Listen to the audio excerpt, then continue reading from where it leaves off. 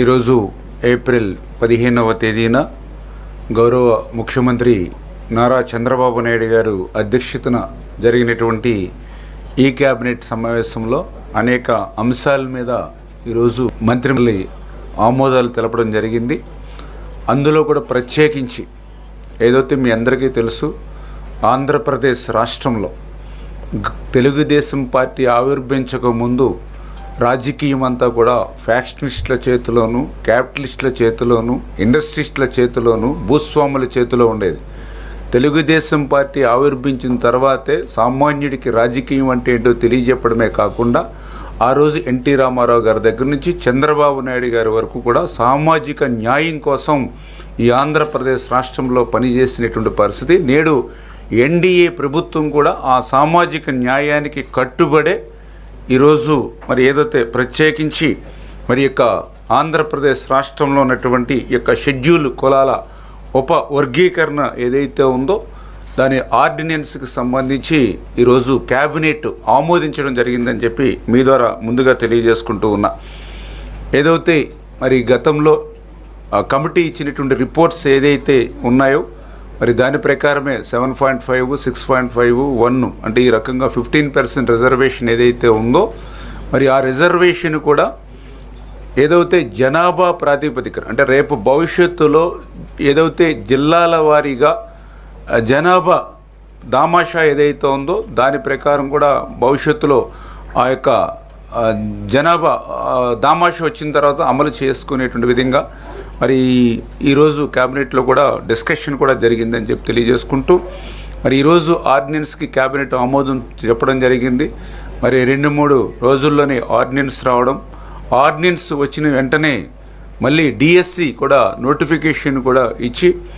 45 రోజుల సమయం ఇచ్చి సాధ్యమైనంత వరకు రేపు విద్యా సంవత్సరానికి ముందే ఆ డిఎస్సి ద్వారా కూడా ఈ వర్గీకరణ ఫలాలు అందించాలనేటువంటి ఆలోచనతో కూడా ఈ ప్రభుత్వం ఉందనే విషయాన్ని కూడా ఈ సందర్భంగా తెలియజేసుకుంటూ ఉన్నాం. అదేవిధంగా ఏదైతే మరి ఎన్నికల్లో ఆ రోజు తెలుగుదేశం, జనసేన, బీజేపీ ఏదైతే ఎన్డీఏ కూటమి ఆ రోజు వేట నిషేధ సమయంలో మత్స్యకారులకి 10,000 రూపాయలు ఇచ్చేటువంటి సాయాన్ని 20,000 రూపాయలకి పెంచి ఇస్తామని ఏదైతే చెప్పడం జరిగిందో మరి ఆ యొక్క 20,000 రూపాయలు కూడా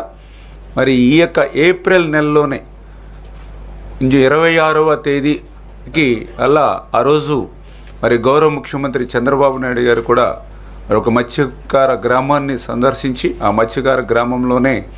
ఈ యొక్క 20,000 రూపాయలకి పెంచినటువంటి సాయాన్ని వేట నిషేధ కాలంలో ఎవరైతే ఉంటారో వాళ్ళకి అందించేటువంటి ప్రక్రియ కూడా ఆ 20,000 సాయం ఈ యొక్క ఏప్రిల్ 26వ తేదీన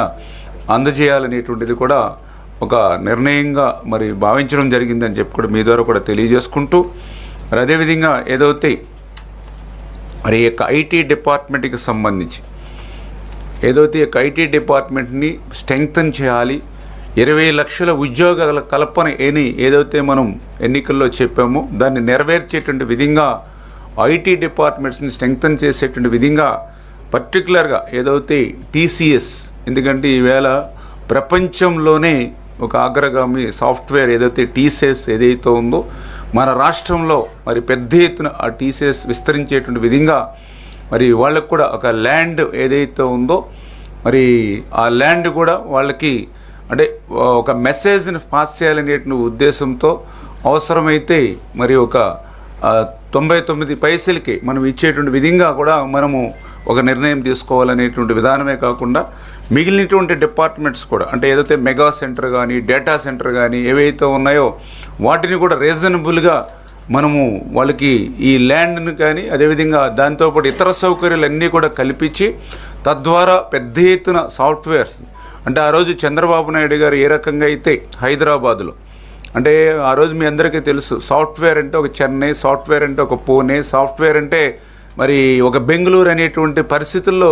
ఆ రోజు సాఫ్ట్వేర్ అంటే చెన్నై, పూణే, బెంగళూరు కాదు, సాఫ్ట్వేర్ అంటే ఒక హైదరాబాద్ అని, సైబరాబాద్ అని ఏ రకంగా అయితే ఆ రోజు చంద్రబాబు నాయుడు గారు సృష్టించారో అదేవిధంగా మళ్ళీ ఈరోజు ఈ ఆంధ్రప్రదేశ్ రాష్ట్రంలో కూడా మళ్ళీ అటువంటి సాఫ్ట్వేర్ రంగాన్ని మళ్ళీ అభివృద్ధి చేయాలనేటువంటి ఆలోచనతో కూడా ఈరోజు నారా లోకేష్ బాబు గారు కూడా ఐటీ డిపార్ట్మెంట్ స్ట్రెంగ్త్ కోసం ఏదైతే TSS, mega centre, data centre ఇవన్నిటికీ కూడా అనేకమైనటువంటి ల్యాండ్ కానీ ఇతరత్ర కానీ అన్నీ కూడా మరి విత్ ఇన్ డేస్లో క్లియర్ చేసి ఆ యొక్క సంస్థలు పెద్ద ఎత్తున ఇక్కడ నెలకొల్పేటువంటి విధంగా కూడా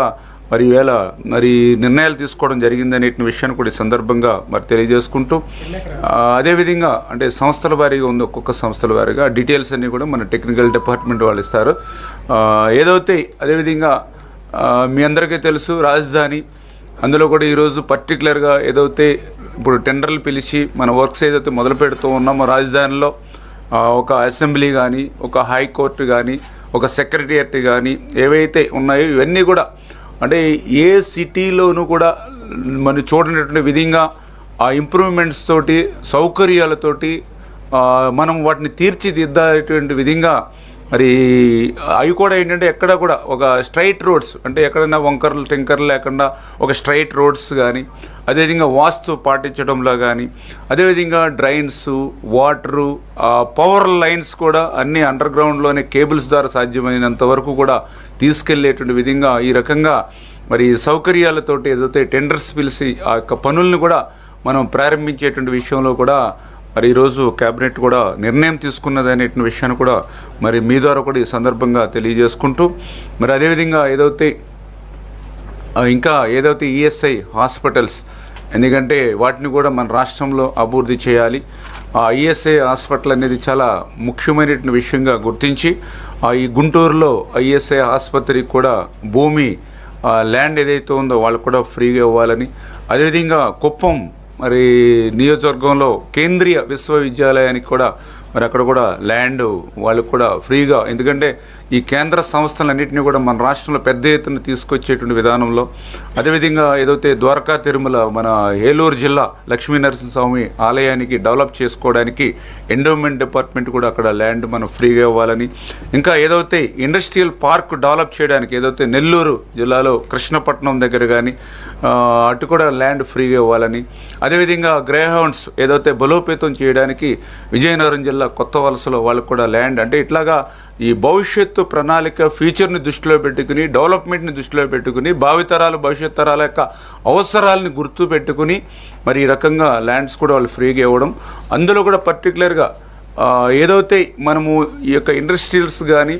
అదేవిధంగా ఏదైతే ఐటీలు కానీ మనం ఇచ్చేటప్పుడు మనం ఎంత ల్యాండ్ ఇస్తూ ఉన్నాం, అదేవిధంగా దానివల్ల ఎన్ని ఉద్యోగాలు కల్పన వస్తుంది, ఎంత మనకి దాని మీద పెట్టుబడులు పెడతారు, ఇవన్నీ కూడా తీసుకుని దాని ప్రకారం వాళ్ళకి ల్యాండ్ ఎలిగేషన్ ఇమ్మని చెప్పేసి కూడా ముఖ్యమంత్రి గారు కూడా చెప్పడం జరిగిందని చెప్పేసి కూడా మరి మీ ద్వారా ఈ సందర్భంగా కూడా తెలియజేసుకుంటూ, అదేవిధంగా ఏదైతే ఈ మైన్స్కి కూడా సంబంధించి మొన్న మీరు చూశారు, మనం అధికారంలోకి వచ్చిన తర్వాత విచ్చలవిడిగా ఏదైతే మైన్స్లో గత ప్రభుత్వం దోపిడీ చేసిందో ఆ రోజు కూడా వైట్ పేపరు ఆ రోజు కూడా రిలీజ్ చేశారు. ఆ రోజు ముఖ్యమంత్రి గారు కూడా 19,000 కోట్ల రూపాయలు పైబడి ఆ రోజు ఏదైతే గత వైసీపీ మరి అవినీతికి లూటికి ఏదైతే పాల్పడిందో మళ్ళీ అవన్నింటినీ కూడా ఒక్కొక్కదాన్ని సరిదిద్దుకుంటూ మరి వాటికి కూడా, ఎందుకంటే ఇప్పుడు నిర్మాణాలు కూడా రాష్ట్రంలో బాగా ఊపందుకున్నాయి. ఎక్కడ చూసినా మళ్ళీ కన్స్ట్రక్షన్ అనేది, ఎందుకంటే గత ప్రభుత్వం అంతా కూడా విధ్వంసానికి పరిపాలన జరిగితే ఈ ప్రభుత్వం అంతా కూడా కన్స్ట్రక్షన్ నిర్మాణం వైపు జరుగుతుంది. కాబట్టి దానికి అనుగుణంగా ఏదైతే గ్రానైట్ కానీ, గ్రావెల్ కానీ, రోడ్డు మెటీరియల్ కానీ, అంటే ఇవన్నీ కూడా గతంలో ఆక్షన్లోనే తీసుకోవాల్సి వచ్చిండేది. ఆక్షన్లో అనేటప్పటికీ టైం డిలే అవుతుంది. కాబట్టి ఇన్ టైంలో మనం ఇప్పుడు ప్రతి పని కూడా ఒక షెడ్యూల్, రాజధాని అంటే ఈ షెడ్యూల్, పోలవరం అంటే ఈ షెడ్యూల్, ప్రతిదీ కూడా ఒక షెడ్యూల్ పెట్టుకుని వర్క్స్ చేస్తూ ఉన్నాం. కాబట్టి అటువంటి ఆక్షన్ ప్రాసెస్ అనేది లేట్ అవుతుందని అప్లికేషన్ రూట్ అనేది ఒక తీసుకుని అప్లికేషన్ రూట్స్ని విత్ ఇన్ డేస్లో దానికి కూడా టైం బాండ్ పెట్టుకుని ఏదైతే అప్లికేషన్ రూట్లోనే దీన్ని క్లియర్ చేయాలని, అంటే ఒక్క ఇండస్ట్రియల్ మెటీరియల్కి మాత్రమే ఏదైతే ఆక్షన్, అంటే ఇండస్ట్రియల్ మెటీరియల్ అంటే ఏదైతే సిలికా, డోలమైట్ ఏవైతే ఉన్నాయో వాటి వరకు ఇండస్ట్రియల్ పర్పస్ వరకు అయితే ఆక్షన్ పర్పస్. బట్ ఇటు గవర్నమెంట్ సెక్టార్స్ కానీ, ప్రైవేట్స్ కానీ ఏదైతే కన్స్ట్రక్షన్స్ ఏవైతే వీటన్నిటి కూడా అప్లికేషన్ రూట్లోనే మనం పర్మిషన్స్ ఇచ్చి స్పీడప్ చేయాలనేటువంటి ఆలోచన. అదేవిధంగా లీజ్ కూడా ఏదైతే ఉందో గతంలో 20 years ఉంటే వాటిని కూడా 30 years వరకు చేయాలనేటువంటి రకంగా కొంత మినరల్స్ వీటిల్లో మైన్స్ డిపార్ట్మెంట్స్లో కూడా కొన్ని నిర్ణయాలు తీసుకోవడం కూడా జరిగిందని చెప్పి మీ ద్వారా కూడా తెలియజేసుకుంటూ, ఇట్లా భవిష్యత్తును దృష్టిలో పెట్టుకుని ఈరోజు క్యాబినెట్లో అనేకమైన నిర్ణయాలు తీసుకున్నామని చెప్పి మీ ద్వారా కూడా తెలియజేసుకుంటూ, మరి అందులో కూడా పర్టికులర్గా ఈవేళ క్యాబినెట్లో కూడా కొన్ని విషయాలు కూడా అంటే రాజకీయ పరంగా కూడా కొన్ని రాష్ట్రంలో జరుగుతున్నటువంటి అంశాలను కూడా కొంత డిస్కషన్ కూడా అందులో పర్టికులర్గా ఏదైతే ఇప్పుడు ఈ రాష్ట్రంలో ఉన్నటువంటి ఏదైతే ప్రతిపక్ష అనడానికి కూడా హోదా లేదు, అటువంటి వ్యక్తి మళ్ళీ మతాల మధ్య, కులాల మధ్య, ప్రాంతాల మధ్య ఏదైతే చిచ్చు పెట్టాలని, అంటే గత 5 సంవత్సరాలు విధ్వంసంతో 20 సంవత్సరాలు రాష్ట్రాన్ని వెనక్కి తీసుకుపోతే మళ్ళీ ఈరోజు చంద్రబాబు నాయుడు గారు, పవన్ కళ్యాణ్ గారు, ఇవాళ నరేంద్ర మోడీ గారి సహకారంతో ఈ రాష్ట్రాన్ని మళ్ళీ అభివృద్ధి పథంలో నడిపించడానికి ప్రయత్నం చేస్తూ ఉంటే ఎదురవుతున్నటువంటి ఏదైతే మరి మాజీ ముఖ్యమంత్రి ఆయన సారథ్యంలో ఏదైతే ఇటువంటి చిచ్చులు ఏవైతే పెడుతూ ఉన్నారో దాన్ని కూడా సమర్థవంతంగా ప్రజల్ని ఎడ్యుకేట్ చేయవలసిన అవసరం కూడా మన మీద ఎప్పుడు కూడా ఉంది అనే విషయాన్ని కూడా అందులో కూడా పర్టికులర్ 3 మతాలను కూడా చూస్తూ ఉన్నాం. మొన్ననే మీరు కూడా చూశారు, మీడియా కూడా మీరు కూడా చూశారు. ఏదైతే ఒక పక్కన వక్స్ బిల్లుని పేరు చెప్పి అటు ముస్లిమ్స్, ఇంకొక పక్కన గోశాల పేరు చెప్పి హిందువులు, ఇంకొక పక్కన పాస్టర్ ప్రవీణ్ చెప్పి ఎవరైతే క్రైస్తవులు, అంటే ఇట్లా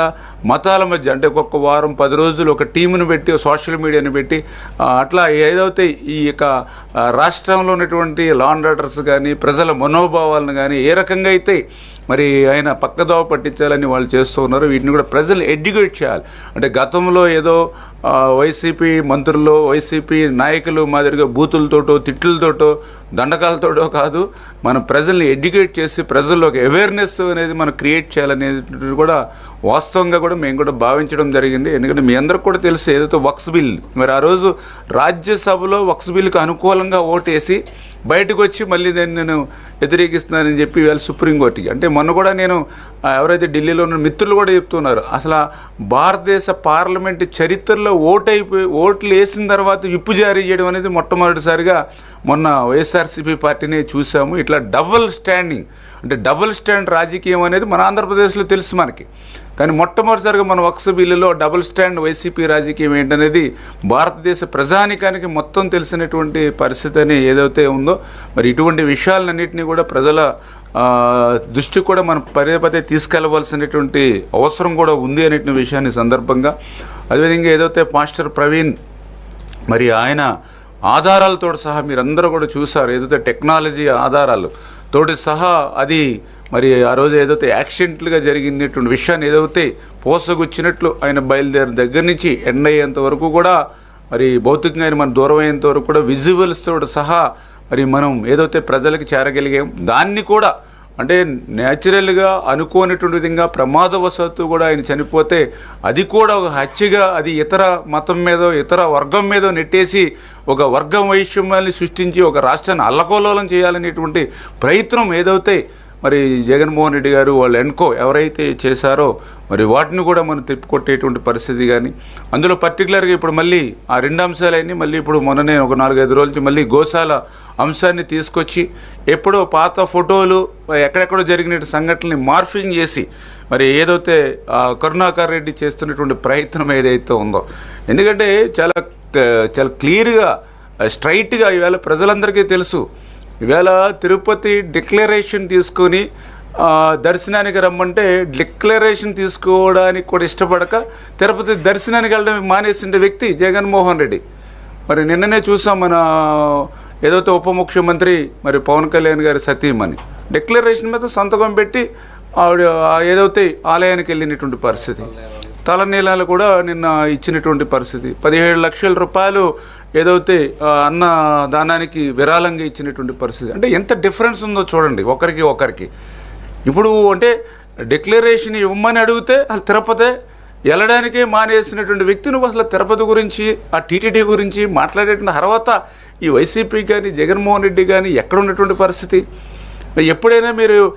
ఏదైతే ఆ పట్టు వస్త్రాలు సమర్పించడానికి ఎప్పుడైనా సతీ సమేతంగా, హిందూ సాంప్రదాయం అది సతీ సమేతంగా వెళ్ళడం అనేది, ఎప్పుడైనా పాటించారా మీరు? అటువంటి వాళ్ళు మీరు టీటీడీ గురించి మాట్లాడడం, అటువంటి వాళ్ళు తిరుపతి గురించి మాట్లాడడం, అటువంటి వారు హిందువుల గురించి మాట్లాడడం.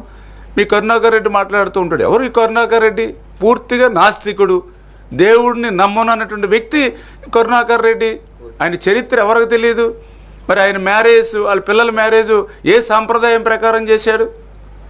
మీరందరూ సోషల్ మీడియాలో అన్నీ చూశారు. మీరు అన్ని క్రిస్టియన్ మ్యారేజ్లో చేసిన వ్యక్తులు.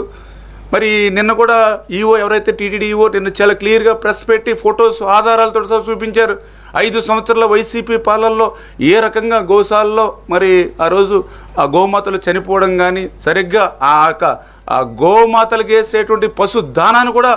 గత వైసీపీ నాయకులు ప్రభుత్వాలు ఏ రకంగా దోపిడీ చేశారో ఆ రోజు చూసినటువంటి పరిస్థితి. మరి అటువంటి వ్యక్తులు కూడా ఈరోజు మరి ఇటువంటి తిరుపతి గురించి, పవిత్రమైనటువంటి టీటీడీ గురించి మాట్లాడడం అనంటే ఇది కేవలం మతాల మధ్య, కులాల మధ్య, ప్రాంతాల మధ్య ఈ రకంగా రాజేసేటువంటి కార్యక్రమం ఏదైతే వైసీపీ చేస్తూ ఉందో, మరి దాన్ని అన్నింటినీ కూడా ఎప్పటికప్పుడు ప్రజల్ని ఎడ్యుకేట్ చేసి ప్రజల్ని తిప్పికొట్టాలనేటువంటి ఆలోచనతోటే మరి ఈరోజు ప్రభుత్వం పనిచేయాలనేది. అదేవిధంగా ఏదైతే మన రాష్ట్రానికి సంబంధించి ఏదైతే రాజధాని లేని రాష్ట్రానికి మళ్ళీ ఏదైతే అమరావతి, ఎందుకంటే ఆ రోజు కూడా మరి చంద్రబాబు నాయుడు గారు ఆ రోజు 33,000 ఎకరాలు మరి ఆ రోజు ఈ యొక్క రాజధానికి సేకరించి ఆ రాజధాని పనులు శరవేగంగా మరి చేసేటువంటి క్రమంలో ప్రభుత్వం మారడంతో మరి ఆ రోజు జగన్మోహన్ రెడ్డి చెప్పాడు అసెంబ్లీలో. ఆ రోజు మేము కూడా మొదటిసారి అసెంబ్లీలో మేము కూడా ఉన్నాం 14-19లో. ఆ రోజు జగన్మోహన్ రెడ్డి ప్రతిపక్ష నేతగా ఆ రోజు చెప్పాడు రాజధానికి కనీసం 30,000 ఎకరాలు పైబడి ఉండాలి, గుంటూరు విజయవాడే సరైనటువంటి ప్రాంతం, చేత నేను రాజకీయాలు జరిగిపోను, నేను ఆహ్వానిస్తున్నానని చెప్పి ఆ రోజు ప్రతిపక్షంగా చెప్పి అధికారంలోకి వచ్చిన తర్వాత అమరావతి కాదు 3 ముక్కలు అన్నాడు. 3 ముక్కల్లో కనీసం 3 ఇటుకలు కూడా ఎక్కడా పెట్టలేదు. మళ్ళీ ప్రజల ఆశీర్వాదంతో ఈరోజు మళ్ళీ ప్రజాప్రభుత్వం అధికారంలోకి వచ్చింది. మళ్ళీ ఇప్పుడు రాజధాని పనులు చక్క శరవేగంగా మళ్ళీ ఈరోజు జరుగుతూ ఉన్నాయి. అటువంటి రాజధాని పనులకి మరి ప్రధానమంత్రి గారు నరేంద్ర మోడీ గారు కూడా రేపు, అంటే ఇంకా డేట్ కొంచెం May 2 అని అనుకుంటూ ఉన్నాం, May 2వ తారీఖు ఆ తేదీ లోపల మరి ప్రధానమంత్రి నరేంద్ర మోడీ గారి యొక్క హస్తాలతోటి మరి ఆ రోజు ఏదైతే ఈ యొక్క రాజధాని పనులు కూడా ఆయన భాగస్వాములు అవుతున్నారు. కొంచెం అప్రాక్సిమేట్లీగా May 2వ తారీఖు అని అనుకుంటూ ఉన్నాం. అంటే ఈ రకంగా ఒక్కొక్కటి కూడా చంద్రబాబు నాయుడు గారు, పవన్ కళ్యాణ్ గారు, నరేంద్ర మోడీ సహకారంతో ఒక్కొక్కటిని కూడా అంటే గత ప్రభుత్వం చేసినటువంటి తప్పులన్నింటినీ కూడా సరిదిద్దుకుంటూ ఈరోజు ఈ ప్రభుత్వం పనిచేస్తూ ఉంది. అదేవిధంగా ఏదైతే P4, ఎందుకంటే ఈ పేదరిక నిర్మూలన ఏదైతే చంద్రబాబు నాయుడు గారి ఆశయం ఏదైతే ఉందో ఆ P4ను కూడా మరింత బలంగా ప్రజల్లోకి తీసుకెళ్లేటువంటి విధంగా, అందులో ముఖ్యంగా ఎవరైతే మంత్రులు ఉన్నారో, ఎమ్మెల్యేలు ఉన్నారో వాళ్ళు కూడా ఆ P4ని ఓన్ చేసుకునేటువంటి విధంగా కూడా ముందుకెళ్లాలనేటువంటి ఇట్లా ఏదైతే మరి ఈ యొక్క బిల్ ఏదైతే ఈ యొక్క క్యాబినెట్లో ఈ యొక్క అనేక అంశాలను ఆమోదించడం అనేది కాకుండా ఈ యొక్క రాష్ట్రాన్ని ప్రగతి పదంలో నడిపించుకోవడానికి రేపు భవిష్యత్తులో 2047 విజన్ మనం ఏదైతే భవిష్యత్ తరాలకి ఈ యొక్క తెలుగు జాతిని మళ్ళీ అగ్రస్థానంలో నిలపాలనేటువంటి ప్రక్రియలో మనం పొలిటికల్ గవర్నెన్స్ కూడా ఎట్లా, సోషల్ ఇంజనీరింగ్ అన్నీ చేసుకుంటే ఎట్లా, అలాని అన్నిటి మీద కూడా ఈరోజు డిస్కషన్ జరిగిందని